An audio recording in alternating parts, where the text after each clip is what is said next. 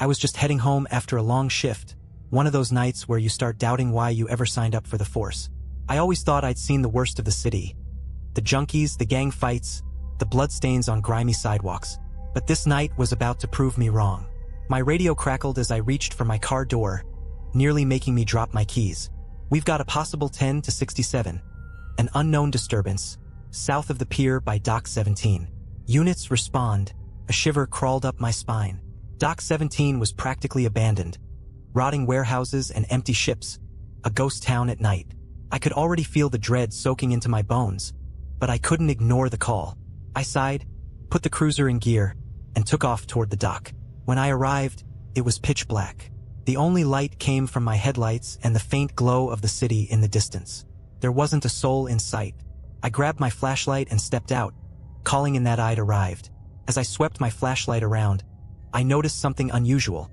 Thick fog seemed to be drifting in from the water, blanketing the ground like a shroud.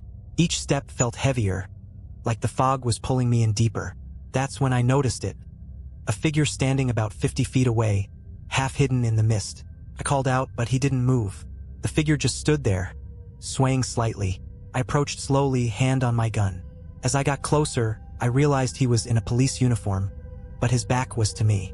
"Sir, are you okay?" I called again. He didn't respond. I inched closer, and that's when I noticed something even more disturbing. His uniform was from an older time, like the 70s or 80s. The material, the patches, they all looked vintage. Before I could process it, he started walking, his steps echoing against the silent docks, heading toward one of the abandoned warehouses. Against every instinct, I followed. I couldn't let this go. I had to know what he was doing out here, who he was. As I reached the door of the warehouse, it creaked open on its own. The darkness inside was absolute, swallowing my flashlight's beam almost completely. But in the far corner, I saw him again, standing motionless. I took a step forward, and the wooden floor groaned under my weight. Suddenly, the man turned to face me. His face was hidden by shadows, but I could make out two bloodshot eyes staring back at me, unblinking. For a long moment, we just stood there, eyes locked. Then he smiled. It wasn't a normal smile. His mouth stretched impossibly wide, revealing rows of crooked, yellowed teeth. His eyes were glassy, lifeless. In that moment, a memory flashed in my mind, something I'd read in an old precinct file. Back in the 80s, a cop had disappeared on these very docks during a drug raid gone wrong. They'd never found his body, just his badge, washed up onshore weeks later. I took a step back, trying to steady my breathing. But the man, he started moving toward me. Not walking, but gliding, his feet hovering inches above the ground. My hand flew to my gun, but no matter how hard I tried, I couldn't pull it out of the holster.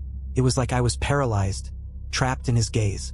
"Come join me," he rasped, his voice barely a whisper but somehow filling the entire warehouse. With a desperate burst of adrenaline, I broke free from the trance and stumbled backward.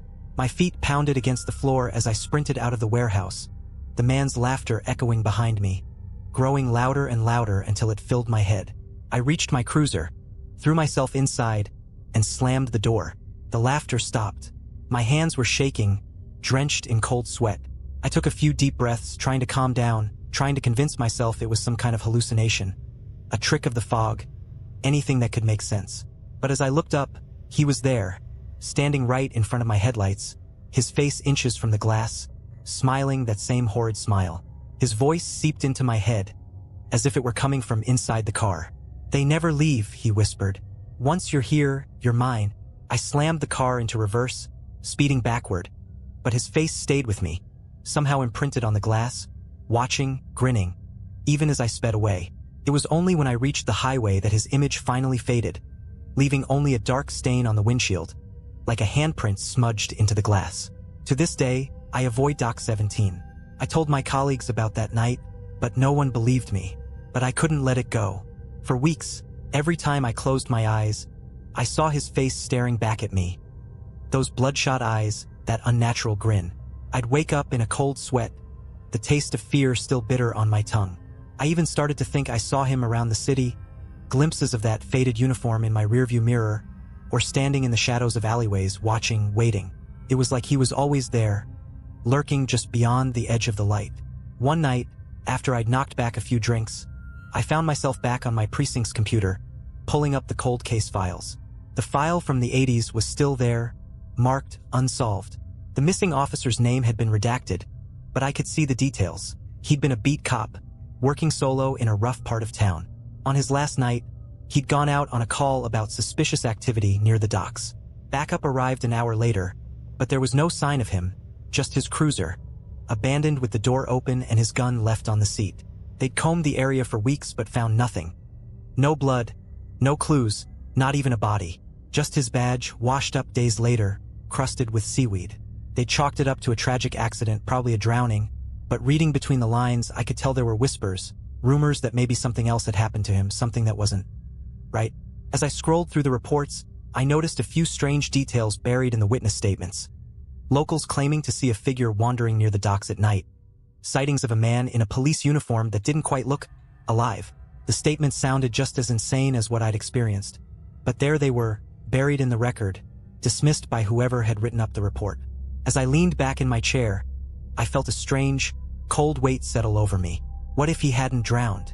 What if he'd never left the docks at all? That's when I saw the note. It was just a short line, scribbled in faded ink on the last page of the file. It read, "The one who goes to find him doesn't come back." The note wouldn't leave my mind. The one who goes to find him doesn't come back. It was like a warning or maybe a dare. Either way, it burrowed into my thoughts, and before I knew it, I was driving back toward Dock 17. I told myself it was for closure, that I was going to lay it to rest once and for all. But deep down, I knew it was more than that. I needed to see him again. Needed to understand what I'd seen, even if it meant facing something I couldn't explain. By the time I reached the docks, the city was dead quiet. Not even a breeze to stir the thick fog that seemed to gather around the warehouses like a wall, swallowing all sound. I parked and turned off the engine, letting the silence settle. For a moment, I sat there, gripping the steering wheel, fighting the urge to turn back. But something, maybe pride, maybe insanity, pushed me forward. I grabbed my flashlight and stepped out, boots crunching on the gravel as I moved closer to the old warehouse. The fog was thicker here, so thick I could barely see a few feet in front of me. But I kept going, one step after another, until I found myself standing in front of the warehouse door, that same door that had creaked open by itself the first time. Only now it was hanging wide open, swinging gently as though it had been waiting for me. I swallowed hard and shined my flashlight inside. Darkness swallowed the beam almost instantly, like the walls themselves were hungry for light. I could see rows of old crates and broken machinery, shadows slumping in every corner, but no sign of him. I took a cautious step forward, the smell of damp rot filling my nose. Then another step, and another. Each footfall seemed to echo in an unnatural way, bouncing back at me from impossible directions. My eyes scanned the warehouse, jumping at every flicker of shadow, every faint creak. And then I saw him. He was standing in the exact same spot as before, back turned, head slightly cocked to one side, as though he'd never moved, never left. But this time I didn't call out. I just watched, feeling my heart slam against my ribs as I took in the details I'd missed the first time. The uniform he wore looked decayed, frayed at the edges, and his skin, what little I could see of it, was pallid, almost translucent, like he wasn't even real. But the worst part was his breathing. I could hear it, shallow and ragged, like something rattling inside his chest, scraping against his ribs with each breath. He turned slowly, deliberately, until he was facing me again. His eyes locked onto mine, and I felt an icy terror crawl up my spine. His face had changed. The grin was gone, replaced by an expression of something else. Anger, desperation, pain. He lifted a hand, and I saw the raw, mangled flesh of his fingers, the bones visible where the skin had peeled away. He reached out, his mouth moving, as if trying to speak, but no sound came out. I backed away, nearly tripping over my own feet, my flashlight shaking as I raised it higher. His hand dropped, and his expression twisted into something monstrous, his jaw dropping open far too wide, as though his whole face was splitting apart. And then, in a voice that sounded like it was coming from all around me, I heard him say, "Help me, The words sent a shock through my entire body.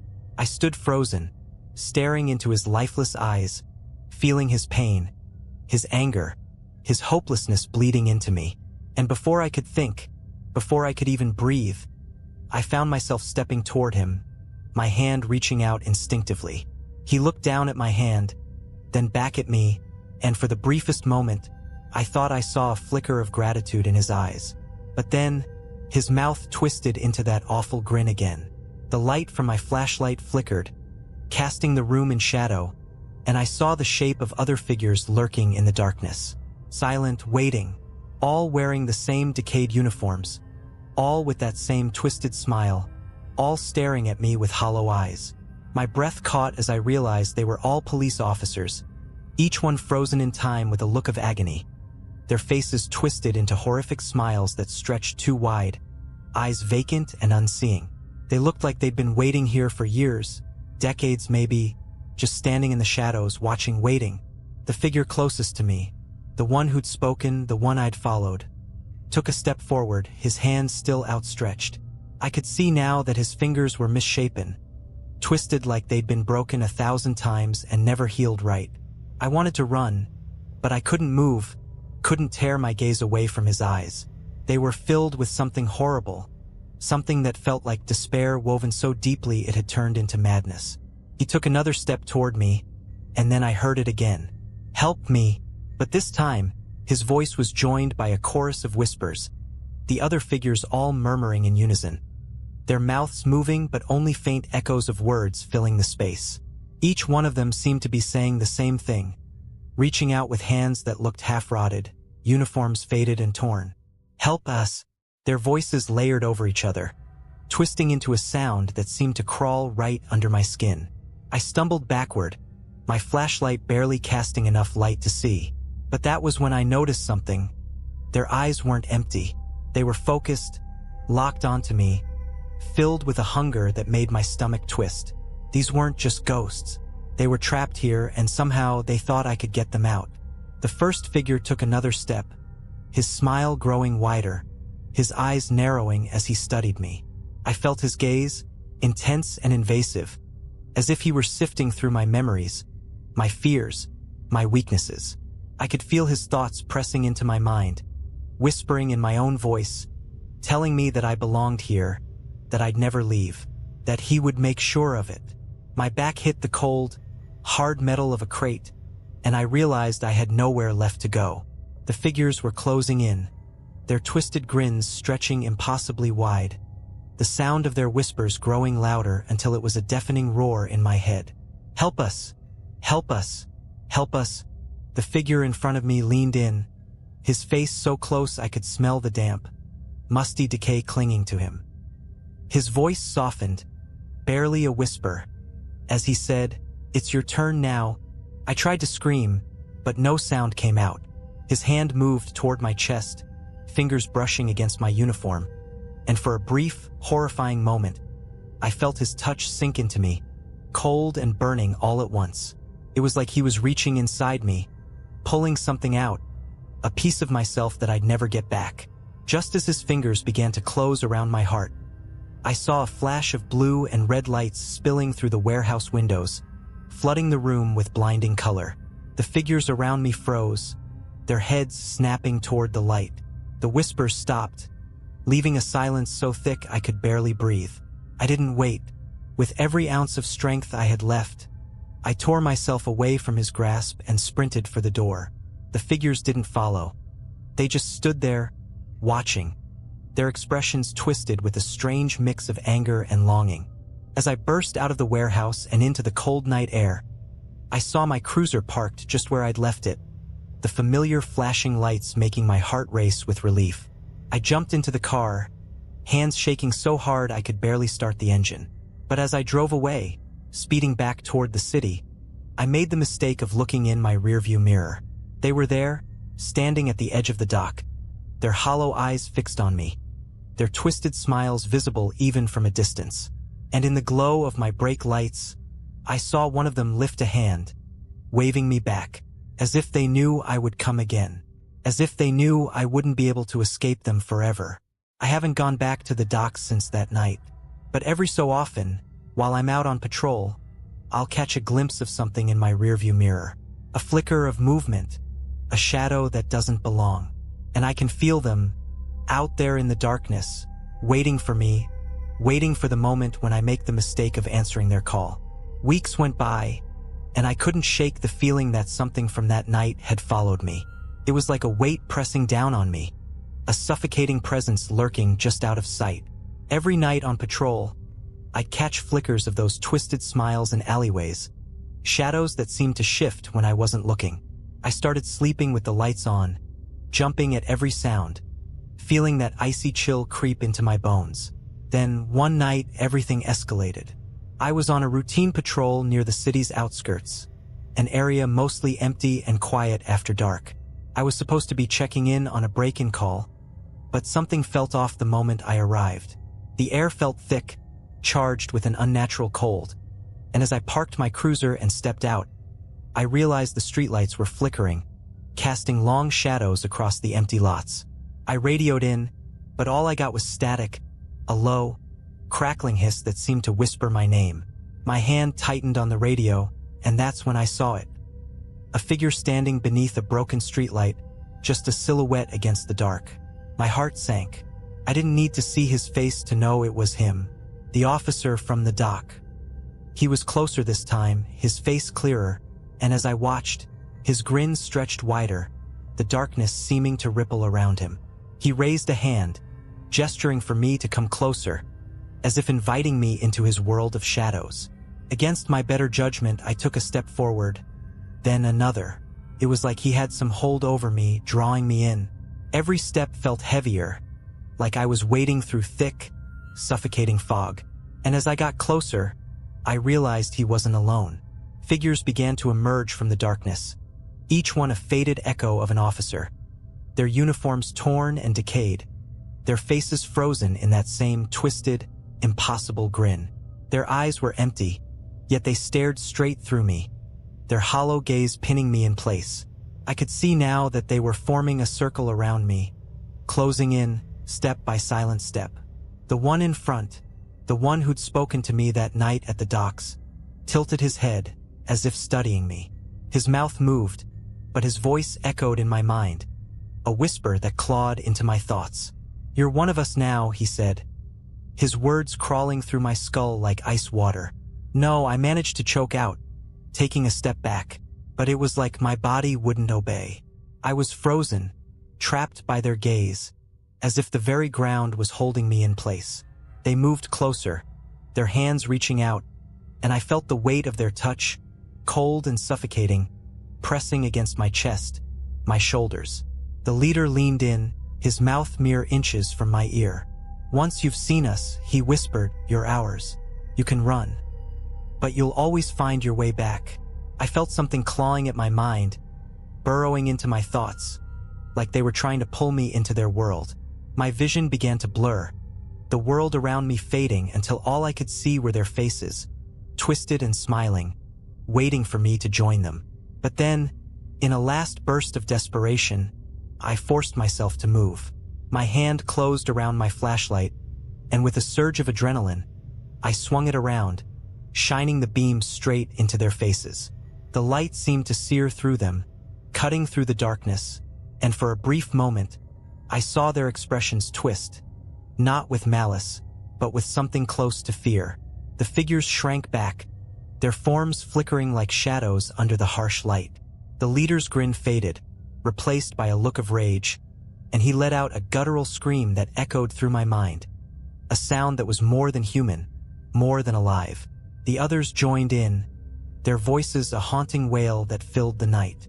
I stumbled back, breaking free from their circle, and I ran. Ran faster than I'd ever run in my life, my breath coming in ragged gasps, the flashlight still clutched in my hand.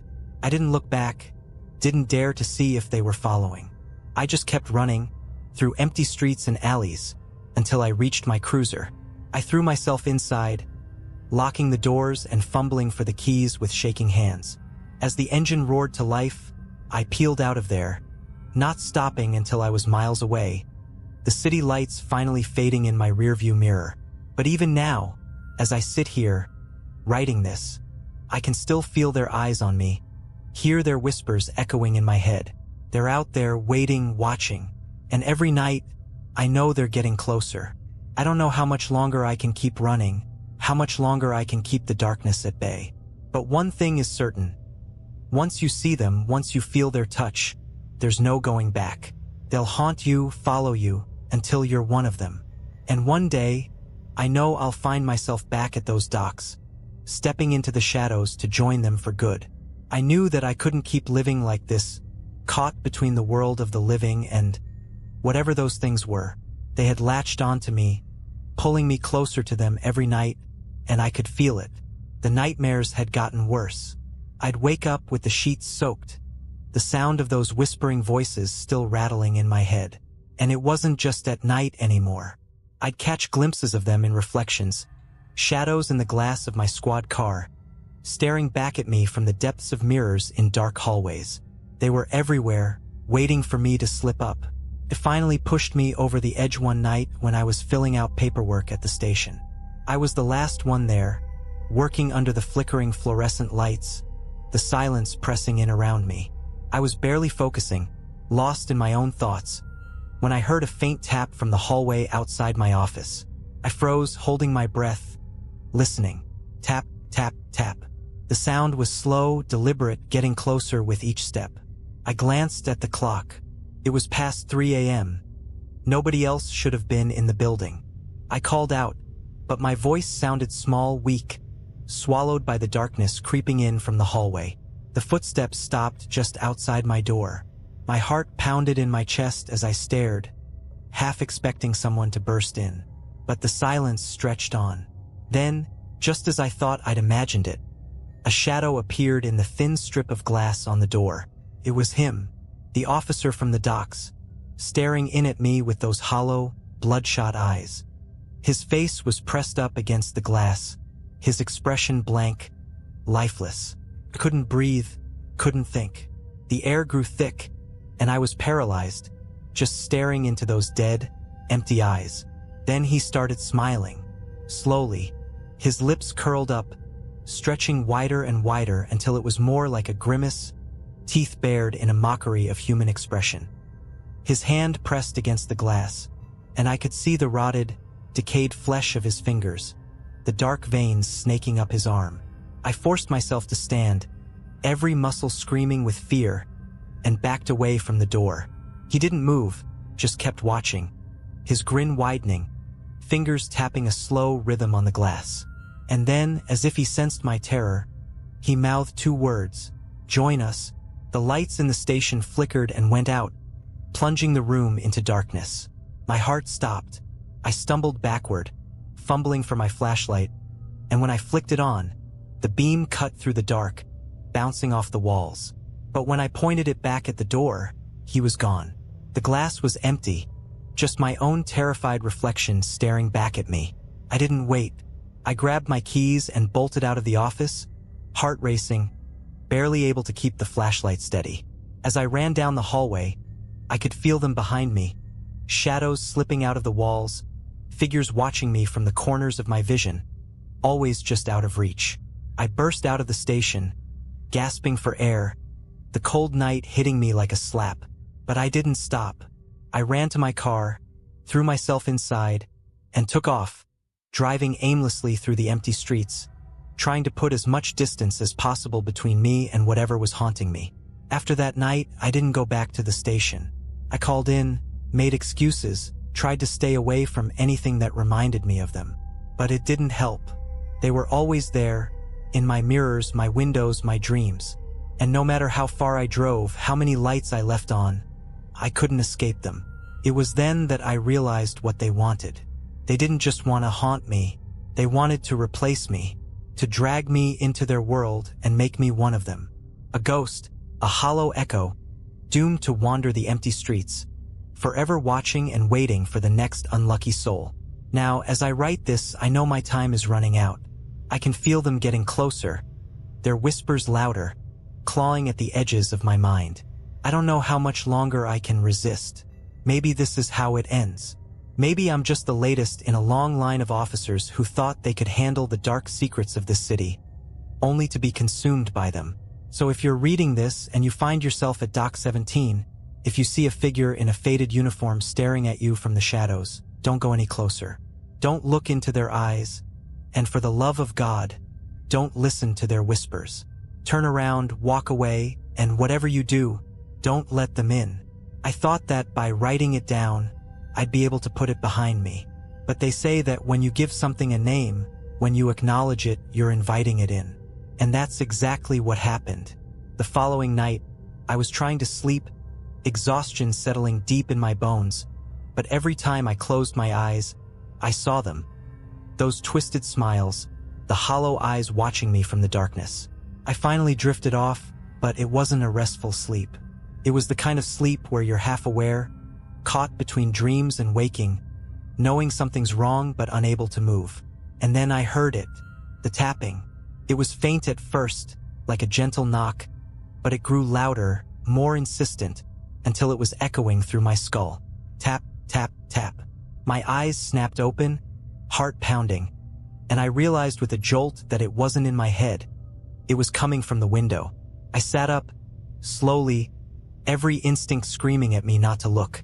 But something deeper, something dark and twisted inside me, compelled me to turn. My bedroom was drenched in shadow, save for the faint light of the street lamp outside, casting long shadows across the room. And there, silhouetted against the window, was a figure. It was him, the officer. His face was pressed against the glass, just like it had been at the station, his eyes fixed on me, unblinking.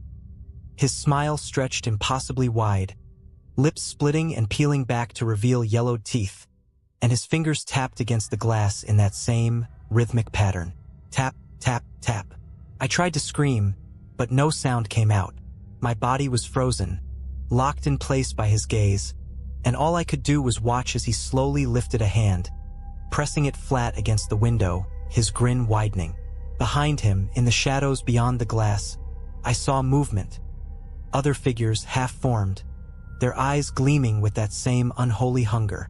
They were all watching me, waiting, like wolves circling their prey. "Come with us," he whispered, his voice slithering into my mind, filling every corner, every thought. "You're one of us now." I felt something cold seep into my chest, like icy fingers wrapping around my heart, pulling me toward him. My vision blurred, the room spinning, and I realized with a sickening dread that I was slipping away, my thoughts unraveling, memories fading. I could see flashes of my life, moments with friends, with family, laughing, living, and each one felt more distant, like they belonged to someone else. I struggled, fought against the pull, forcing myself to remember who I was. But his voice was there, drowning out my own, whispering promises of eternal peace, of a place where I wouldn't have to fight anymore, a place where I could rest forever. I don't know how I managed it, but somehow I tore my gaze away from him, breaking the trance. I stumbled out of bed, grabbing my phone, my hands shaking as I dialed the only person I could think of who might believe me, my old partner, Jackson. He was off the force now, retired after a nasty accident, but he'd seen things. He knew the kind of darkness that lurked in this city.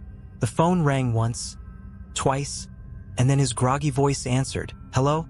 Jackson," I whispered, barely able to get the words out. "They're here. They're trying to take me." There was a pause, and then his voice came back, sharp and awake. "Where are you?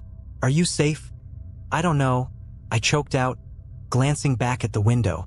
The officer was still there, watching, his face pressed so close that it looked like he could melt through the glass at any moment. "I don't know how much longer I can hold them off." "Listen to me," Jackson said, his voice steady, grounding. "Get out of the house. Don't look at them, don't listen. Go somewhere bright, somewhere they can't follow." I nodded, barely registering his words as I stumbled to the door, grabbing my keys and flashlight. My hands were trembling so badly that it took me 3 tries to unlock the door, but finally, I was outside, gulping down the cold night air. I got into my car, locking the doors, and took off down the street, driving with no destination in mind, just trying to put distance between me and whatever was haunting me. I drove until I reached the outskirts of town, where the city lights faded and the road stretched into darkness. I was alone, nothing but the quiet hum of the engine and the faint glow of the dashboard to keep me grounded.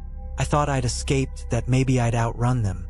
But then, as I glanced in the rearview mirror, I saw them. Figures, dozens of them, standing in the middle of the road, illuminated by my taillights. They were all police officers, their uniforms faded and torn, their faces locked in that same unnatural smile. They watched me, unmoving, their eyes gleaming in the dark, and I realized with a cold, sinking dread that no matter how far I drove, no matter how fast I ran, I couldn't escape them. Because they weren't just in the docks or the station or my house. They were in me. I felt it then, the cold, creeping sensation spreading through my veins, freezing me from the inside out. I knew what it meant, knew what I'd become. And as I sat there, staring into the faces of the dead, I finally understood the truth. I wasn't running from them. I was joining them. With a final, shuddering breath, I turned off the engine and stepped out of the car, walking toward the figures, my own face splitting into a wide, unnatural smile. And as I joined their ranks, I felt a strange peace settle over me, a quiet acceptance. Because in the end, we're all just shadows, waiting to be seen. I took that first step toward the figures, feeling an eerie calm settle over me. The fear, the desperation, even the memories, they all started to fade, replaced by a hollow kind of peace. My mind was no longer my own. It felt like I was drifting in a fog, barely aware of my own movements. I was becoming one of them. But then, out of nowhere, I heard something. Faint at first, but growing louder, cutting through the fog like a lifeline. The sound of a car engine.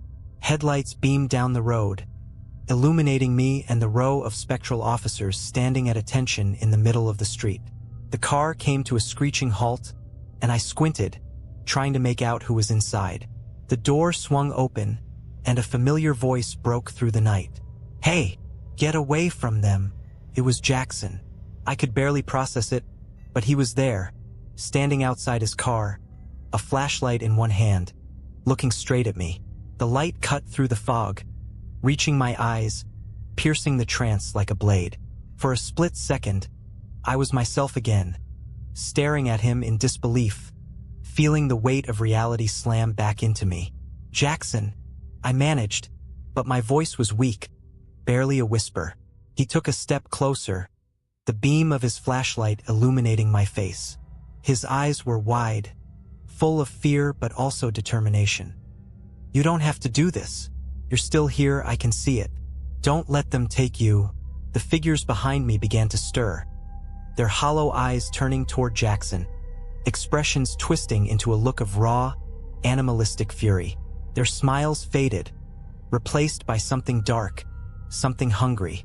One of them stepped forward, reaching a withered hand toward him, fingers curling like claws. "Get out of here," I croaked, finding my voice.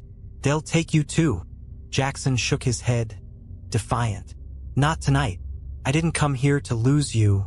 With that, he reached into his coat and pulled out something I hadn't expected. A handful of road flares. He struck one, the bright, searing red flame casting a harsh light over the road, illuminating every shadow, every twisted face. The figures recoiled, their eyes narrowing against the sudden brightness, hissing like wild animals, their shapes flickering in and out of focus. Jackson threw the flare onto the ground between us, the red light cutting a line between me and the dead.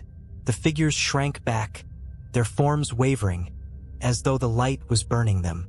For a moment, they seemed almost afraid, their hollow eyes darting between the flare and Jackson. "Come on," Jackson shouted, reaching out a hand toward me. "You have to fight it. This is your last chance."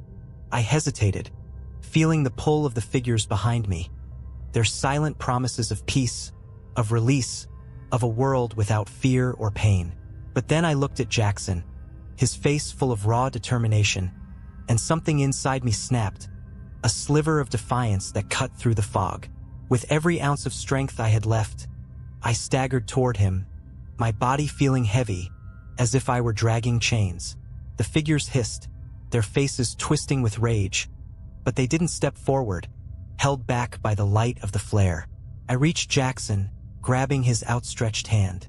The warmth of his grip sent a shock through my body, grounding me, pulling me fully back into myself. Together, we stumbled toward his car, the flare's light casting long shadows behind us.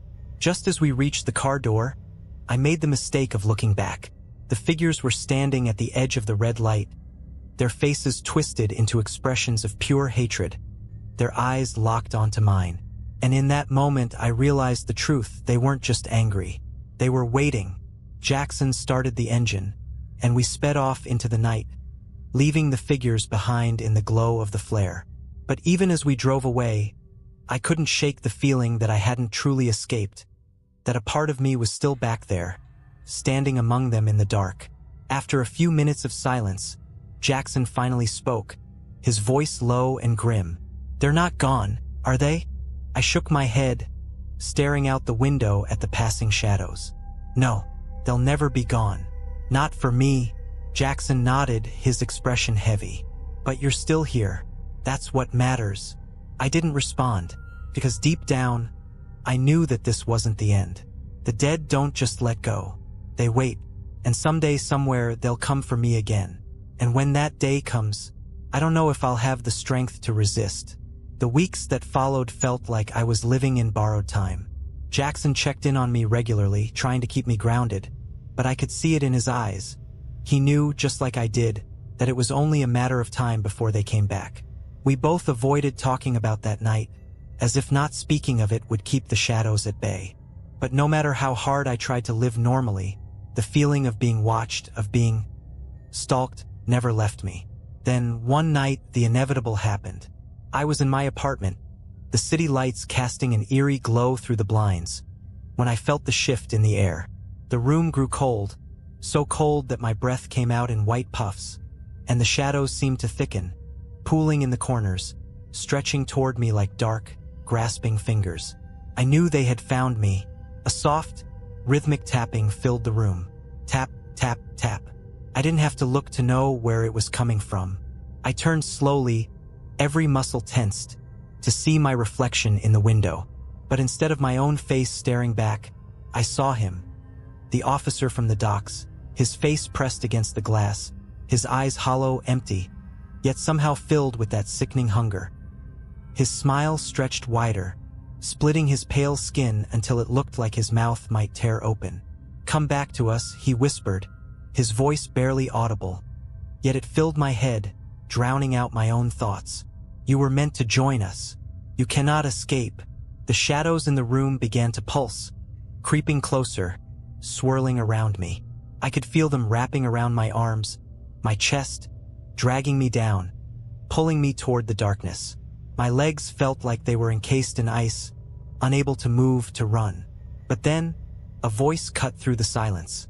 "You don't have to listen to them." It was Jackson. He was standing at my doorway, eyes wide, jaw clenched, gripping a small crucifix in one hand and a flashlight in the other. I had no idea how he'd known to come, but in that moment I didn't care.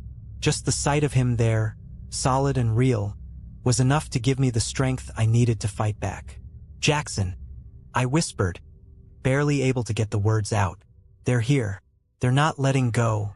He stepped forward, his flashlight blazing, casting the room in a stark, white light. The shadows recoiled, hissing, their forms flickering in and out of sight. But the officer in the window remained, his gaze locked onto me, his smile never faltering. "You can't have him," Jackson shouted, holding the crucifix up, his voice steady and unyielding. "He's not yours."